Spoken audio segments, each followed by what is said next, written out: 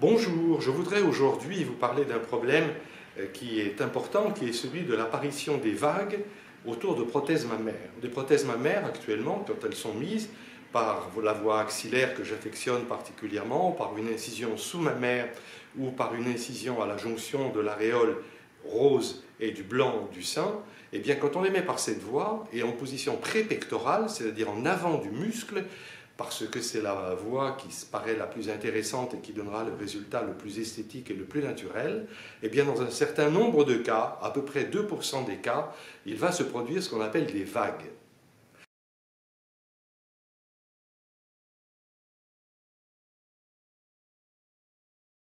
Les vagues, elles viennent du fait que la prothèse se trouve dans une loge qui est un petit peu trop grande. Il y a un petit peu trop de peau. C'est un peu comme si on mettait une pomme dans une poche et qu'on tirait sur le tissu, eh bien on va avoir des petites vagues qui vont apparaître autour de la pomme. Donc vous avez bien compris que pour ne pas avoir de vagues, il faudrait utiliser des prothèses qui remplissent complètement la poche, qui ne soient pas à l'étroit, parce qu'elles vont se recourber à ce moment-là, mais qui soient parfaitement bien proportionnées. Quand on met en place des prothèses mammaires, on calcule parfaitement cette loge de façon à ce que la prothèse se trouve bien entourée et que la paroi qui va se former autour de la prothèse, qu'on appelle la coque, soit très fine et entoure bien la coque. Mais avec le temps, qu'est-ce qui va se passer? Du fait du poids de la prothèse, petit à petit, cette loge peut s'agrandir et c'est pour cela que les vagues apparaissent. Quand les vagues sont apparues, qu'est-ce qu'on a comme solution? Ben, on n'en a pas beaucoup. Il vaudrait mieux faire un traitement qui est préventif.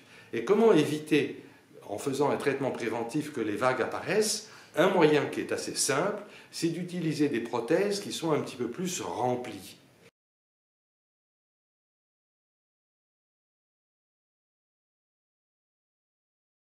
Quand nous mettre entre les mains des prothèses qui sont remplies à 85-90%. Ce qui fait que le gel va se répandre à la partie basse de la prothèse, et ainsi des prothèses qui ont des formes que l'on appelle des formes hémisphériques, la moitié d'une sphère, petit à petit vont devenir anatomiques, c'est-à-dire qu'il y a un peu plus de gel à la partie basse de la prothèse qu'à la partie haute. Cela est très joli et très naturel, mais lorsqu'il y a aussi un petit peu trop de peau, et bien voilà que les vagues apparaissent. Alors remplir avec de la graisse au devant de la prothèse est une possibilité, mais ça ne marche pas très bien dans mon expérience. Et donc finalement, il n'y a qu'une seule solution.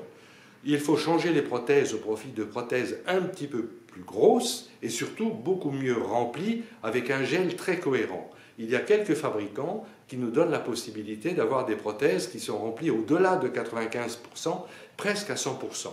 Ce sont des prothèses qui sont très intéressantes, que je vous recommande particulièrement, parce qu'à long terme, elles ont fait la preuve de leur survie, presque 20 ans d'expérience, et aussi de leur bonne tenue.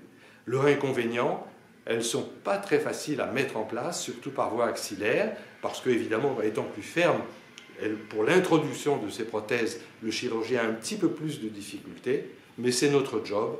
Et donc, en conclusion, je vous recommande d'utiliser des prothèses en position prémusculaire, des prothèses hyper remplies, presque à 100%, avec des parois micro-texturées et un gel qui est très cohérent.